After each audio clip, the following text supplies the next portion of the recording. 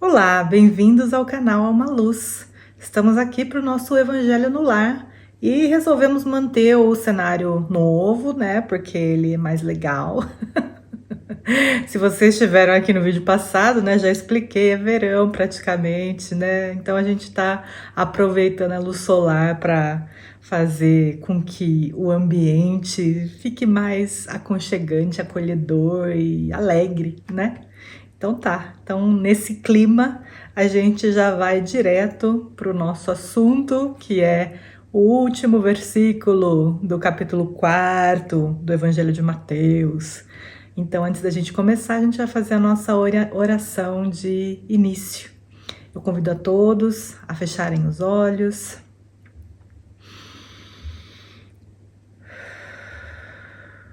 respirarem profundamente e se permitindo envolver pela luz, pelo amor, pela proteção da espiritualidade superior, os amigos que acompanham essa egrégora do Evangelho no Lar,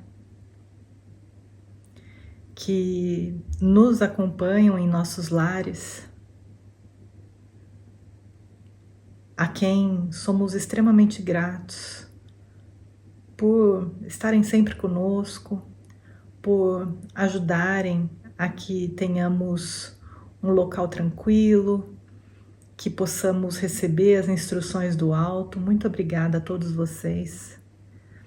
E aí juntos erguemos uma oração ao nosso Mestre Jesus, ao nosso querido amigo, que também sempre está conosco, que nos inspira através das suas mensagens, dos seus exemplos de vida, e que hoje, por favor, não seja diferente, que sejamos amparados aqui na interpretação, que possamos ir profundamente naquilo que essas mensagens querem trazer para nós e que elas nos inspirem, como sempre, na vivência do melhor que nós temos em nós. Mestre, se conosco, por favor, hoje e sempre. Gratidão. Então, estamos finalizando o capítulo 4. Nós vamos hoje ler o versículo número 25, que diz o seguinte: E seguia-o uma grande multidão da Galileia, de Decápolis, de Jerusalém, da Judéia e de além do Jordão. Esse versículo ele vem então finalizando aquele bloco que se chama a vocação dos discípulos, que é quando Jesus chama Pedro e André, depois Tiago e João. E aí ele vai explicar aqui um pouquinho, né, assim, bem rapidamente sobre esse início da missão evangelizadora de Jesus, em que ele começa já a promover curas importantes, curas de muitas pessoas, todos os tipos de desequilíbrios, e pessoas, vocês podem ver aqui por esse último versículo, de todas as localidades, né? Não só daquela região onde ele tinha nascido, onde ele era mais conhecido, mas começou a vir pessoas para ele desde além do Jordão, de Jerusalém, né? Jerusalém, a capital, né? O centro religioso, né? Da fé judaica, e ainda assim as pessoas de lá, daquela região, também iam até ele, de Decápolis, as 10 cidades, é um lugar onde a incidência de gentios é maior, né? Gentios são todos aqueles que não fazem parte da família judaica, vamos colocar assim. E mesmo assim, mesmo esses ouviram, né, falar desse ser que estava aqui promovendo curas, as mais diversas, as mais difíceis de acreditar, porque não é todo mundo que acredita que você faz uma pessoa está fazendo um cego de nascença ver, né? mas como não havia realmente outra coisa, as pessoas provavelmente pensavam assim, né? Vamos ver, vamos pagar para ver, vamos ver o que vai dar. E recebiam muito, né, daquilo que elas estavam, na verdade, buscando, porque elas buscavam apenas a cura do corpo físico, e muitos saíam de lá transformados, absolutamente transformados. E em muitos, essa transformação ela foi é como se a semente tivesse apenas sido plantada. Não significa que nessa encarnação já a pessoa se desabrochou para um entendimento novo da vida, mas ficou lá, né, latente, e num momento propício a semente sim desabrocha, né, e aí faz com que a pessoa acabe realmente começando a ver a vida sob um novo ponto de vista, né?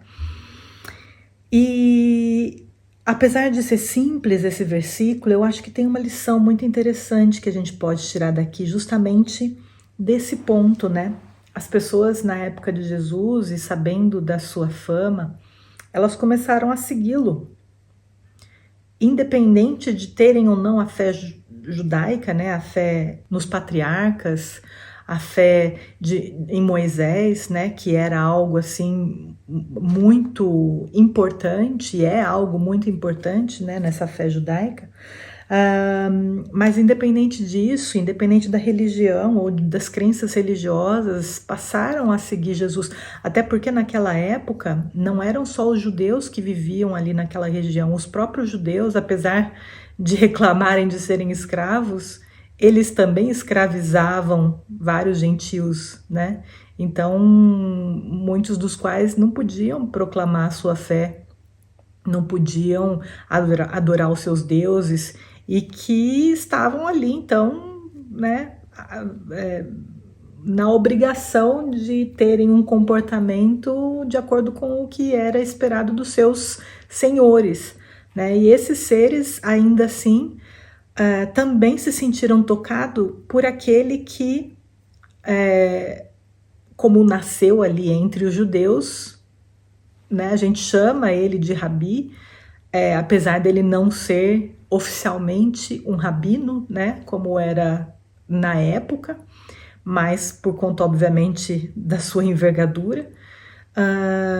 Mas ainda que a gente o chame dessa forma, ele não era um rabino, né? De acordo com o que a palavra quer dizer. O conhecimento, o entendimento, o amor dele abarcava uma verdade muito mais abrangente do que aquela que a gente pode tocar, e por conta disso, realmente não importava qual que era a sua religião, qual que era a sua crença, por que você estava buscando ele, né? Ele sabia, ele entendia e ele ajudava. Mas mesmo assim, agora vendo só aqui a questão das pessoas, né? Tantas pessoas que o seguiam, e a gente já falou aqui outras vezes, né? Que não significava que as pessoas estavam crendo nele, estavam se sentindo tocadas pela sua mensagem. Muitos estavam atrás dele só por interesse, né? Para às vezes curar alguma questão, né, física, interesses em quem ele poderia se tornar. A gente vê isso se desenrolando mais para frente, né, porque os judeus tinham essa questão com os romanos, eles estavam ali subjugados por Roma, e eles queriam se ver livre disso, e a história do Messias prometido fazia com que eles imaginassem que Jesus tratava-se talvez desse príncipe guerreiro que iria libertar os judeus de Roma, né? Então tinha esse interesse também, e o interesse escuso daqueles que queriam derrubá-lo só, né? Que queriam pegá-lo na curva, que queriam identificar nos seus ensinamentos ensinos que fossem contra aquilo que estava na lei de Moisés. E aí, então, usar isso como argumento para fazer o que acabou acontecendo, Então, assim, seguir mesmo Jesus, absorvendo daquilo que ele estava trazendo para as pessoas e buscando uma autotransformação, vivenciando isso, eram muito poucos. Eram muito poucos. Mas, como a gente disse aqui há pouco, ele foi plantando uma sementinha, né? Foi plantando uma sementinha. E a grande verdade é que a gente não é capaz de saber se a gente esteve lá também ou não. Não dá pra gente saber. Pode ser que a gente tenha estado e tenha sido, tenha feito parte daqueles que estavam só buscando ele por interesse ou porque queria derrubá-lo, ou nem demos atenção para ele, mas por estarmos vivendo naquela atmosfera, ouvindo falar dele, provavelmente também recebemos a semente. Todos nós recebemos a semente dele, né? E aí hoje que a gente tem condição de fazer terreno fértil em nós, para que essa semente realmente não só brote, mas que se torne uma planta forte, firme, cheia de vitalidade e com o poder de transformar mesmo o entorno. A gente então precisa sair um pouco dos nossos costumes, né, de automatismos, de ter uma Bíblia lá no canto porque eu sou cristã, então eu tenho uma Bíblia, eu sou católica, eu tenho uma Bíblia, eu sou evangélico, eu tenho uma Bíblia. Sabe, sem dar muita atenção para aquilo, sem compreender realmente o que aquilo quer dizer, lembrar de Jesus só nessas épocas assim de Páscoa e de Natal, e olhe lá, muitas vezes nem para aproveitar a oportunidade para fazer uma meditação, para se conectar um pouco mais com essa energia crística, ou se permitir tocar pela fraternidade, pela solidariedade, que faz com que a gente se mova, né, na direção de ajudar os pequeninos que ele pede que a gente o faça, né? Ou quando está em sofrimento, a gente acaba lembrando dele quando está em sofrimento, e aí a gente pede, por favor, pelo amor de Deus, me ajuda. Não tem nada de errado com isso, até porque ele está aí para isso, né? Jesus se prontificou e deixou para a gente aqui várias mensagens dizendo que é para os sofredores que ele vem, né? A gente vai em breve começar aqui o capítulo 5, que é o sermão da montanha. E ele fala nitidamente para todo mundo que é para esses injustiçados, para os doentes, para os pobres de espírito, que ele está aqui. Então é nessas horas que a gente se lembra de chamar ele. Mas a gente precisa permitir que essa semente que foi plantada lá atrás germine. E ela não vai germinar enquanto a gente estiver só nesse mecanicismo, nesse automatismo de sempre. A gente tem que permitir o desabrochar dessa semente. E a gente só consegue fazer isso a partir do momento em que a gente escolhe caminhos diferentes, atitudes diferentes daquela que a gente está acostumado. Se a gente sempre tiver a mesma atitude, a gente não vai conseguir mudar. Ah, mas quando eu vejo já foi, quando eu percebo eu já falei. É aí que mora a chave da mudança. Porque eu entendo que realmente quando a gente começa a aprender a necessidade da mudança, a gente ainda não é capaz de reagir tão rápido quanto a gente, vamos falar, gostaria, né? Vamos assumir que a gente realmente queira mudar. Então a gente não é capaz de pensar tão rápido assim. Mas quanto mais a gente se conscientiza da necessidade de botar um freio nesses automatismos bruscos e irados e revoltados e desobedientes e, sabe, a gente mais se aproxima daqueles segundos que nos questiona. Mas você vai dizer isso? E ainda assim a gente fala. No começo é assim. Primeiro, a gente não percebe.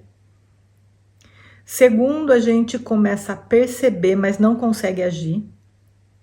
Terceiro, a gente percebe, a gente questiona, mas ainda não consegue mudar. E o quarto é o mais importante. É quando a gente percebe que vai fazer, questiona e opta por fazer diferente naqueles microsegundos. E para a gente fazer a opção de querer fazer diferente, a ideia de agir diferente quando se deparar com uma situação igual, ela tem que estar sendo trabalhada antes, porque senão na hora a gente toma as mesmas decisões de sempre.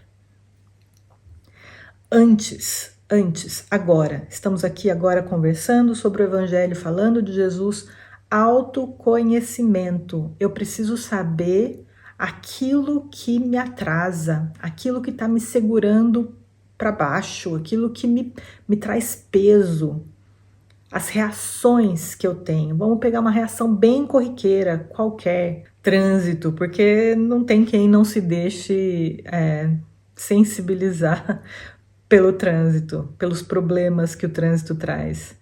Até porque a gente está escondidinho atrás do volante do nosso carro e aí a gente pode extravasar, né, os nossos sentimentos, as nossas emoções. Nesses momentos que a gente percebe que a gente vai emitir um pensamento de raiva, de ódio, de desejo do mal para o outro, que a gente faz isso. Infelizmente a gente faz isso. Que a gente então, já a partir de agora, não estou dirigindo agora, estou aqui na minha casa. Eu comece a pensar da próxima vez que eu me deparar com uma situação assim, eu vou respirar fundo, eu vou desejar um bom dia para a pessoa, não vou ficar pensando muito, não vou ficar elaborando muito. Eu vou desejar um bom dia para a pessoa e vou mudar o pensamento, vou buscar outra coisa para pensar. Vou pensar na tarefa que eu tenho que fazer naquele dia, vou pensar no supermercado que eu vou mais tarde, vou pensar no produto que eu vou ter que comprar para o meu gatinho que está precisando de uma comida. Não sei. Mas elabora desde agora a forma como você gostaria de enfrentar essa situação. E aí fazer com que isso se torne a realidade do dia a dia, né? Assim, alimentar esse novo pensamento para que então, na hora que a gente esteja passando pela situação, a gente não fique buscando uma forma de reagir. Como que eu devo reagir? Não, a gente já sabe. A gente já sabe. Porque daí fica mais fácil da gente trocar a reação de sempre por aquela que a gente preparou. Porque se a gente quiser trocar a reação de sempre por algo que a gente nunca fez, a gente não sabe o que fazer. Aí a gente vai ter a reação de sempre. Então hoje a gente vai ficar aqui com esse exercício, com o desejo de buscar alguma coisa. A gente não quer transformar 100% da nossa vida porque a gente não é capaz. A gente vai buscar uma coisa que a gente percebe que poderia melhorar. Algum comportamento, alguma emoção, alguma situação que desencadeia aquela emoção que faz com que a gente depois fique, puxa vida, por que eu falei isso? Por que eu agi dessa forma? Por quê? E prepara sabe, faz um trabalho imaginativo daquilo que você acha que pode fazer melhor da próxima vez. Aposto que você vai chegar em alguma coisa muito melhor do que aquilo que você faz hoje. E aí assim a gente vai então preparando a terra. A gente vai fazendo então com que essa semente vá conseguindo encontrar o terreno fértil para desabrochar. Vamos fazer isso? Cada um de nós lá na sua casa faz a sua parte para a gente conseguir permitir que Jesus seja muito mais do que apenas um cara que está ali andando e aquela multidão que seguindo ele, se dizendo seguidor de Jesus. Eu não quero me dizer que eu sou seguidora de Jesus. Eu quero ser trabalhadora de Jesus, mas para isso a gente tem que trabalhar, né? Então tá bom. Então vamos fazer a nossa oração de encerramento. Se você tiver uma água para fluidificar, pode colocar à disposição, que a gente vai pedir por elas também, tá bom?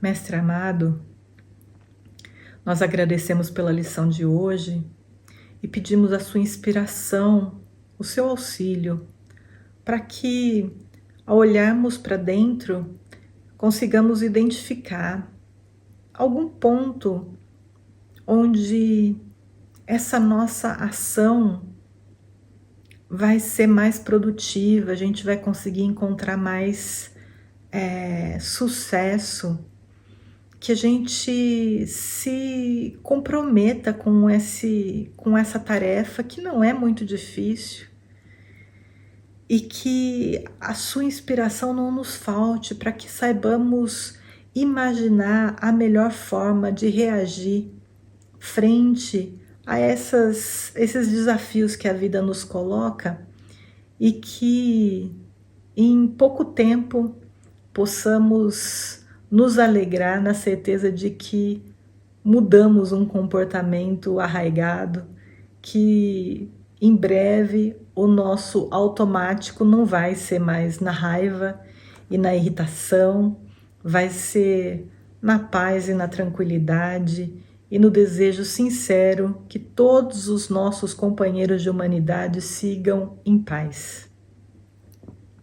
Nós aproveitamos esse momento para pedir pela sua misericórdia, para que as nossas águas recebam um influxo de luz que vem das fontes mais puras da espiritualidade superior e que cada molécula das nossas águas recebam essa paz, esse amor, esse equilíbrio, essa saúde que cada um de nós busca e necessita, que ao tomá-la, cada um receba exatamente aquilo que esteja precisando pela graça de Deus. E aproveitamos nesse instante para também pedir, não só pelas nossas águas, mas pedir hoje pelos hospitais e todos aqueles trabalhadores dos hospitais, médicos, enfermeiros, pessoas da limpeza, pessoas da recepção, pessoas que ajudam na organização, pessoas que transportam os pacientes, que todos sejam amparados, que sejam guiados, que se permitam tocar pela solidariedade, pela empatia, pelo amor à profissão, à vocação, que mais do que dinheiro lhes fale ao coração a dor daquela pessoa e de seus familiares que estão ali à sua frente, que todos esses profissionais possam fazer o melhor de si, apesar às vezes das condições difíceis que eles têm que enfrentar, e que sobre as condições eles possam conseguir, através dos governos, através das administrações dos hospitais, condições melhores para trabalhar, salários dignos, e que tudo se reflita na saúde de cada um de nós que tanto necessitamos desses profissionais, que sejam amparados, protegidos e guiados hoje e sempre. Obrigada, Mestre, que assim seja. É isso, pessoal. A gente se vê na próxima. Até mais.